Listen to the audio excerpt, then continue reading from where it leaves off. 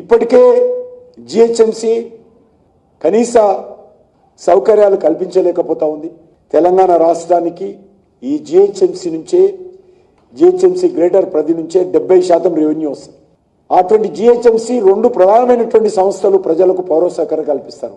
ఒకటి GHMC municipal, ఒకటి water works, drainage కానీ వాటర్ వర్క్స్ కానీ చేస్తారు. ఈ 2 సంస్థలు కూడా ఈరోజు ఆర్థిక సంక్షోభంలో ఉంది.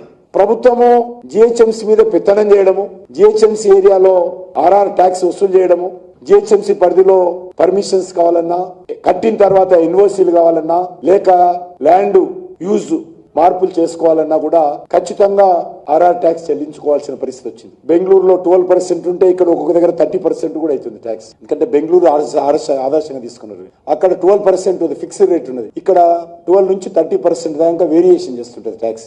వేరియేషన్ చేస్తూ వ్యక్తులను బట్టి, మనుషులను బట్టి, ల్యాండ్ను బట్టి ట్యాక్స్ పెరుగుతుంది దగ్గర. కాంగ్రెస్ పార్టీ ఓటేసిన పాపానికి మనం భరించాలి, తప్పదు. ఇంకా 2 సంవత్సరాలు 2.5 సంవత్సరాలు భరించాలి. ఈ ట్యాక్స్ కడితేనే ఉండాలి మనం.